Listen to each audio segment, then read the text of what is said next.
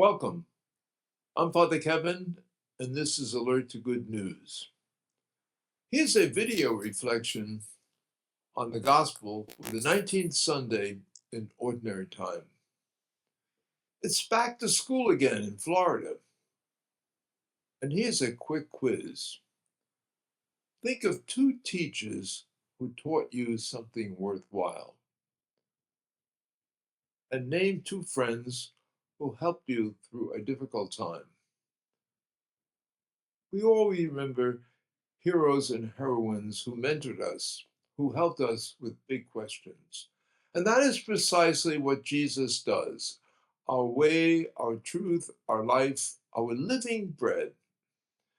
In the gospel, Jesus says he is the bread of life, who can transform us into new creatures. Elsewhere, Jesus works a sign, wonder. He multiplies the loaves and fish, sharing them with the hungry crowd. So let's consider this Jesus, this God-man. He is our teacher who shows us the purpose of life, to live in a relationship with God and one another forever. He is our friend who is always with us. He's our mentor who graces us so we can become the best version of ourselves. Above all, this living Christ invites you and me, all of us, to be friends, because I have told you everything I have heard from my Father. So says Jesus in chapter 15 in the John's Gospel.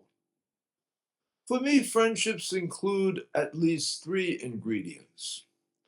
First, partnerships. Jesus sent his disciples out two by two. Paul advised early Christians that they may separate for prayer or evangelization, but always come together with strength. Partnership is important in marriage, at work, and in the community. Second, nurture friendships. From early Christianity, we see friends working together. Paul and Barnabas were proclaiming the good news. Then Barnabas partnered with Mark, Paul partnered with Silas, and they went through Syria and Cilicia, bringing strength to those churches. And obviously, there will always be conflicts, differences. And so we try to resolve these conflicts or differences. Martin Luther King Jr. provided good advice for us in this area.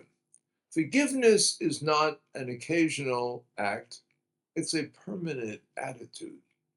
Remember that. Forgiveness is not an occasional act, it's a permanent attitude. And finally, make loyalty a priority. Be loyal even when friends are not in our company. We will be trustworthy among those who aren't even our friends. Above all, think of Jesus as our best friend and confidant, our kindly light in prayer. Jesus calls us friends because he has told us everything he has heard from the Father.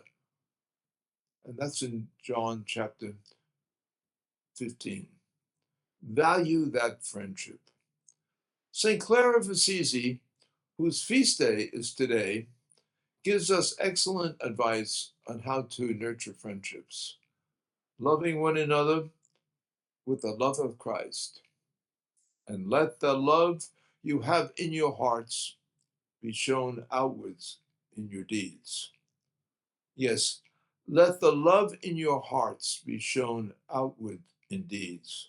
For example, a parish church shows many ways how we can show love outwardly in our deeds.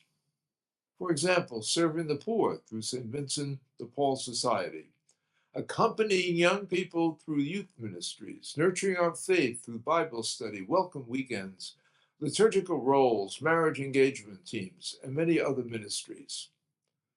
Perhaps our prayer might be, Lord, help us to serve as partners, bringing good news to others.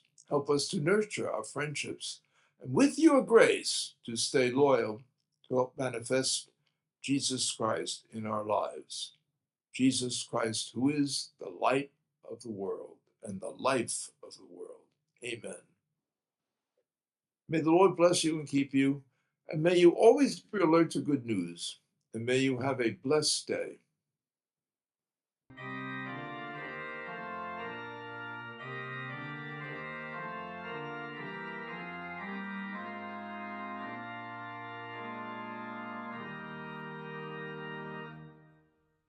Thank you for watching this video.